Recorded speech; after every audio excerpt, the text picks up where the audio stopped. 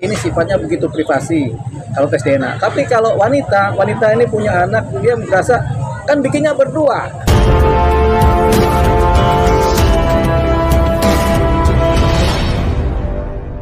Jadi ini tentang Bapak Ridwan Kamil dengan Lisa Mariana ya. Itu kalau dari apa yang sudah beredar, memang sudah terjadi yang namanya perselingkuhan. Ya, bukti-buktinya sudah disampaikan oleh Lisa ya. Yang sepengetahuan kita bersama memang terjadi perselingkuhan. Tinggal persoalannya adalah ini anak siapa? Apakah anak dari hasil perselingkuhan? Apakah ini anaknya Ridwan Kamil atau bukan? Itu aja tinggal persoalannya. Begitu. Jadi yang kita tahu itu begitu. Oke, ada pertanyaan yang lebih detail. Bang, terkait pelaporan sejauh ini gimana Bang? Ada mau pelaporan polisi kan? Oh gini, kan kita kan pengamat aja nih kan. Jadi gini, seorang Lisa Mariana dengan anaknya, kemudian dia memperjuangkan anaknya, tentunya ada tendensi-tendensi yang mau dimaui oleh dia ya. Apalagi kalau dia yakin bahwasanya ini anak dari benihnya Ridwan Kamil. Jadi keyakinan ini datang dari seorang Lisa Mariana ya. Jadi kita nggak bisa kemudian menafikan keyakinan dia, karena dia seorang wanita, walaupun dia mungkin punya latar belakang yang negatif atau apa kata orang, tapi sebagai wanita naluri dia kemudian memberikan keyakinan bahwasanya dia yakin ini anaknya seorang Ridwan Kamil. Tapi bagi Ridwan Kamil dia ragu-ragu. Ridwan Kamil ini dalam keraguan-raguan, anak saya bukan ini, begitu. Tapi karena dia ragu-ragu, dia kan berhitung dengan kapan melakukannya, terus kapan anak ini lahirnya, kan dihitung. Kok bulannya nggak cukup, akhirnya dia ragu-ragu. Tapi dalam keraguan-raguannya tampaknya Ridwan Kamil cukup bertanggung jawab. Kenapa dia bertanggung jawab? Karena dia kemudian menurut keterangan yang ada memberikan nafkah terhadap si anak ini. Jadi tetap Ridwan Kamil masih dalam posisi ragu-ragu, tapi dia bertanggung jawab. Itu sisi bagusnya dari seorang Ridwan Kamil. Bang, tapi kan Ridwan Kamil sendiri kan ada rencana. Pengalian isu karena Pak Eka sendiri kan terlibat kasus korupsi, Bang. Kasus korupsi itu berbeda dengan kasus perselingkuhan. Jadi nggak ada pengalian isu. Korupsi pasti akan jalan terus. Korupsi punya relnya, kasus perselingkuhan punya relnya. Jadi relnya berbeda. Jadi nggak ada pengalian ini. Tetap aja korupsi berjalan. Ini juga berjalan. Jadi sayangnya Pak Ridwan Kamil ini menghadapi dua kasus yang berbeda dan sama-sama berat dua-duanya. Jadi harus dijalani oleh dia, gitu. Bahkan ada rencana katanya Ridwan Kamil melaporkan LM atas dugaan pencemaran nama baik. Apakah kalau mau laporin LM itu sendiri Ridwan Kamil harus tes DNA juga atau bisa serta-merta langsung melaporin LM? Begini, sebenarnya ini sebuah simalakama. Nggak dilaporkan, itu seorang Lisa Mariana akan berteriak-teriak minta haknya. Jadi kalau Lisa ini minta haknya ini agak sulit secara hukum, tapi bisa. Hukum perdata maupun hukum pidana bisa dia masih menggugat, tapi agak sulit, agak panjang ya. Makanya si LM ini kemudian dia menggunakan sarana-sarana media sosial. Jadi ada yang namanya permintaan keadilan lewat hukum, ada yang namanya permintaan keadilan lewat jalur sosial. Jadi yang dilakukan oleh LM ini adalah permintaan keadilan lewat jalur sosial, gitu, jalur psikologi sosial. Nah, permintaan keadilan seperti ini kemudian kalau dibiarkan aja tidak ditanggapi berbahaya. Makanya seorang Ridwan Kamil harus mengambil keputusan. Dia harus melakukan sikap tindak keputusan, yaitu menanggapi ini secara hukum.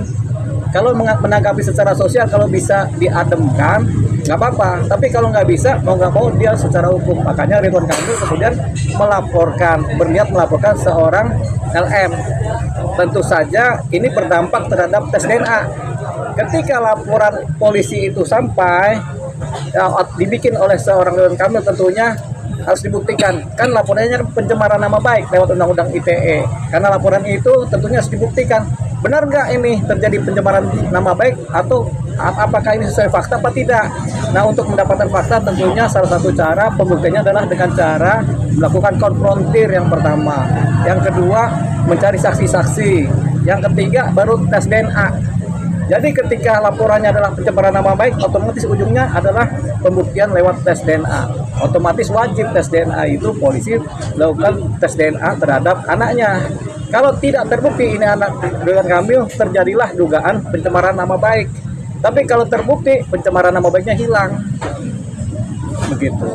Dari segi hukum apa sih yang harus dilakukan, upaya apa yang harus dilakukan Bu Atalia sebagai istri sah?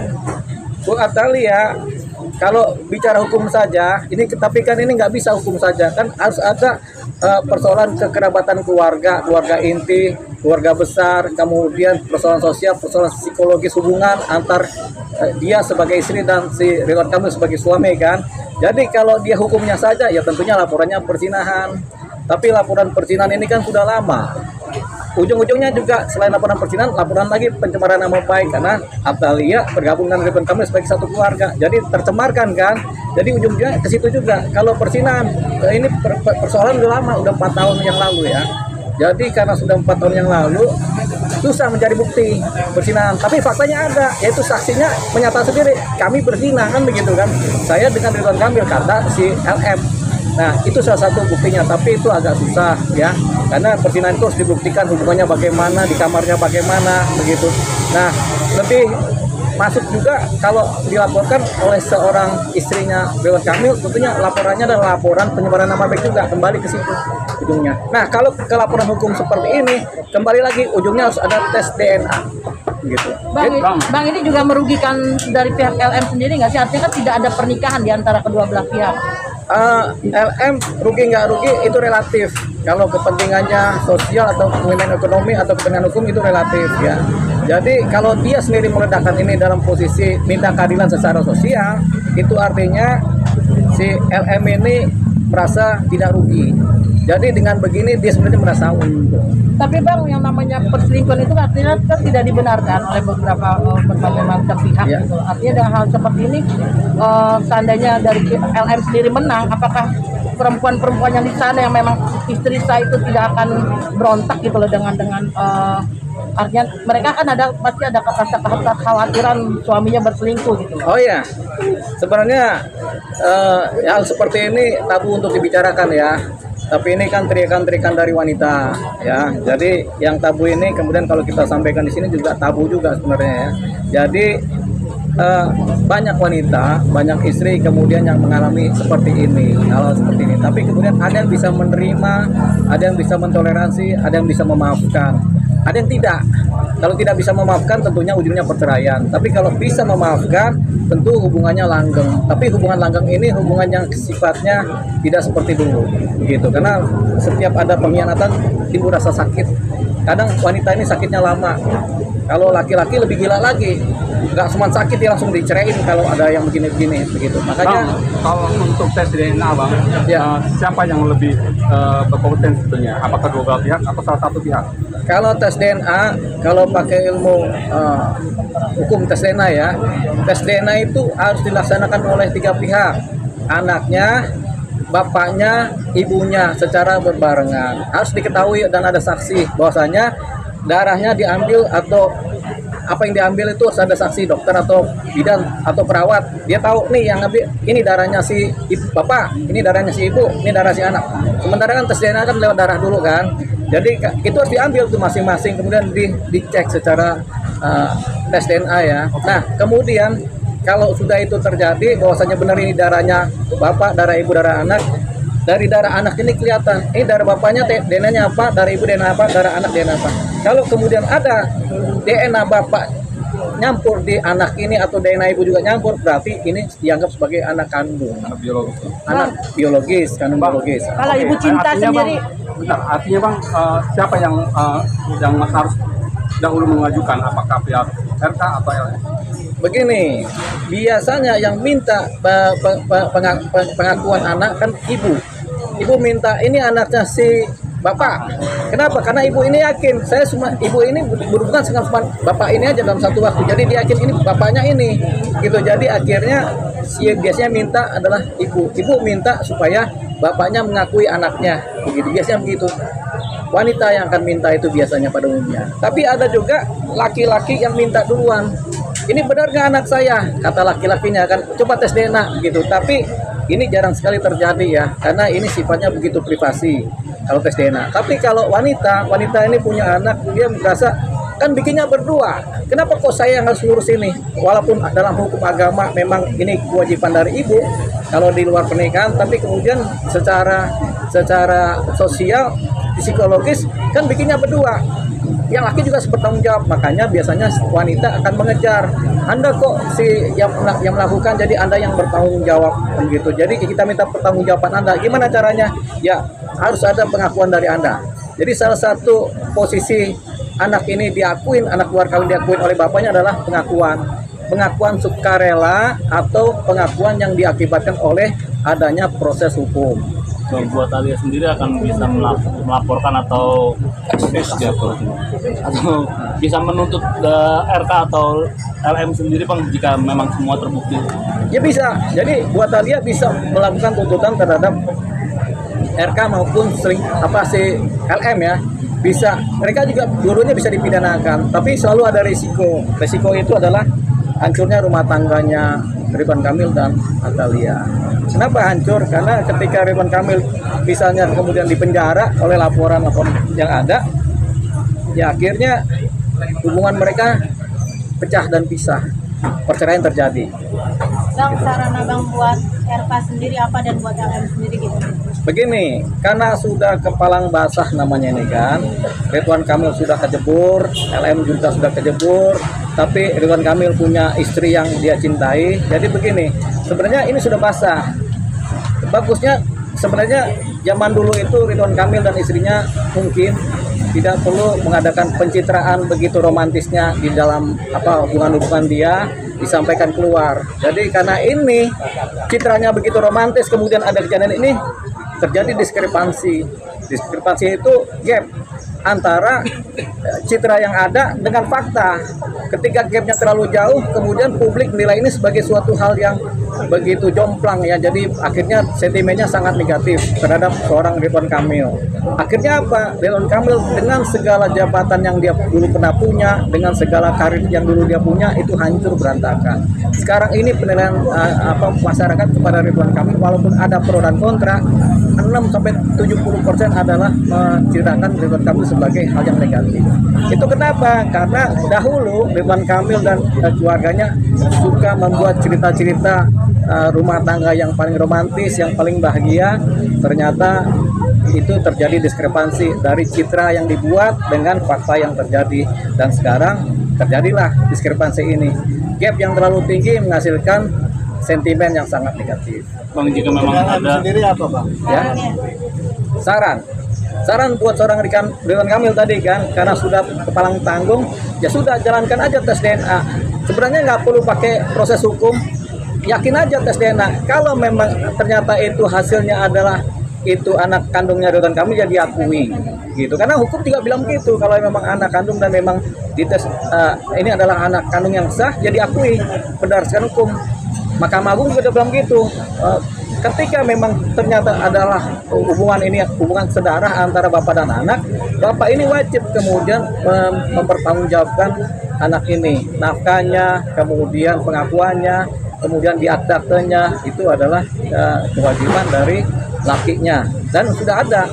Kalau dulu kan kita masih nasabnya ke ibu aja pakai ilmu hukum agama. Kalau sekarang ada putusan Mahkamah Agung yang menyatakan bahwasanya kalau ada pengakuan dan ada tes DNA, maka si laki-laki juga bertanggung jawab.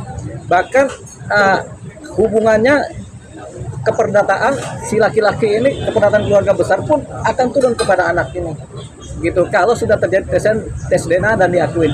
Kalau ternyata tidak, misalnya ternyata memang bukan anaknya Ridwan Kamil ini. Ridwan Kamil kemarin kan ragu-ragu, ini anak siapa? Akhirnya dia tanggung jawabkan.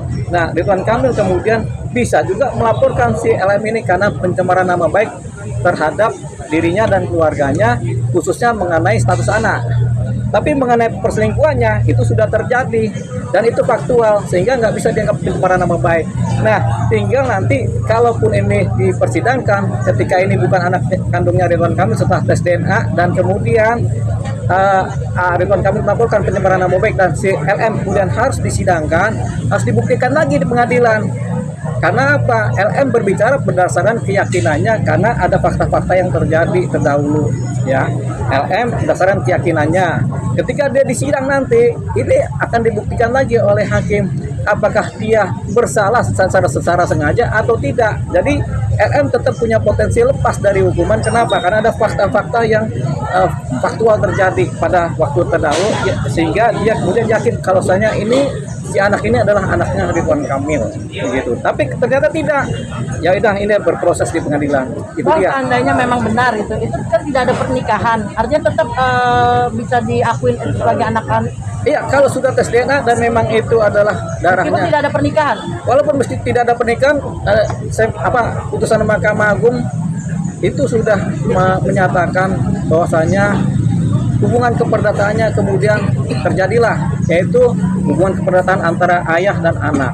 Artinya apa? Warisan-warisan dari ayah ini juga jatuh ke anak ini, walaupun tidak dalam pernikahan. Oh gitu. Seperti itu sekarang. Artinya ada hubungan biologis bang. Ya, Ada hubungan biologis ya artis. kalau biologis sudah pasti kan sudah tes DNA kan, tinggal hubungan keperdataan.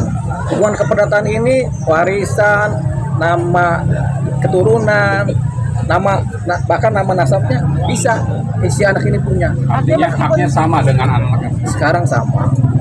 Kalau dulu nggak sama, dulu harus ibu. Kalau sekarang asal ada tes DNA dan memang anak biologis positif ini anak kandung, haknya sama. Bang, kalau dari kacamata Bang Sri ngelihat kasus ini ya, motivasi dari Lisa sendiri ini apa mungkin Abang lihatnya? Pertama, motivasi psikologis ya. Motivasi psikologis, yaitu dia pengen supaya anak ini ada bapaknya yang benarnya siapa. Itu dulu, kita anggap itu berbaik sangka. Yang kedua, motivasi ekonomi. Saya kan, ini anaknya kan buat bareng-bareng sama bapak ini. Tentunya bapak ini juga tanggung jawab juga buat nafkah anak ini, buat masa depannya. Apalagi di awal-awal sudah ada janji-janji untuk membesarkan anak ini sampai kuliah. Kan ada itu kan, sampai anak ini dewasa kan itu kan. Itu sekarang itu motifnya itu. Jadi motif pertama adalah motif pengakuan secara psikologis, motif kedua adalah secara ekonomi anak ini, kemudian bukan kepada ibunya ya, tapi kepada anak ini supaya anak ini besarnya itu jadi orang. Begitu. Tanggung jawab lah ya dan Tanggung jawab. Oke. Kalau isu politik itu dampak dari kelakuan seorang Ridwan Kamil menghasilkan sisi politiknya dia terkena. Ya, ini kan karena kelakuan laki-laki. Jadi status anak di luar nikah di hukum sendiri seperti apa Pak? Status anak di luar nikah kalau kemudian tidak diketahui biologisnya anak siapa ya tetap anak luar nikah. Tapi kalau diketahui bapaknya siapa dan bapaknya mengakui menjadi anak di luar nikah yang dipertanggungjawabkan oleh bapaknya, hubungan keperdataannya ada. Kalau anak di luar nikah kemudian diakui karena faktor tes DNA yang memang akurat, berarti tetap harus diakui dan hubungan keperdataan dengan bapaknya ada, termasuk dan keluarga besar bapaknya ada. Kalau tidak diakui Pak? Kalau tidak diakui, tetap tes DNA. Kalau sama sekali tidak diakui dan tidak mau tes DNA, hubungannya jatuh kepada ibunya. Gitu. Sekarang Ridwan Kamil mengakui apa tidak? Kalau dia sama sekali nggak mengakui ya jatuhnya ke ibunya. Tapi kan ini nggak mudah karena harus ada tes DNA. Begitu. Kalau tesnya ada ya otomatis harus mengakui. Nggak bisa berpaling dari pengakuan. tapi kan Tapi haknya Pak sama Ridwan Pak. sendiri Hak di mata hukumnya sama. Sama sekarang. Mendapatkan terkait warisan. Iya sama. Asalkan ada tes DNA, hasil tes DNA itu ada. di Undang-Undang Nomor berapa Bang? Itu di putusan Mahkamah Agung tahun 2010. Dicari saja itu. Berarti mulainya dari tahun 2010 kan? Iya. Kalau dilakukan itu sebelum 2010, Ya sekarang berlaku undang-undang itu ya terjadilah tetap. Pokoknya meskipun kapan tes DNA? dilakunya udah lama gitu. Iya.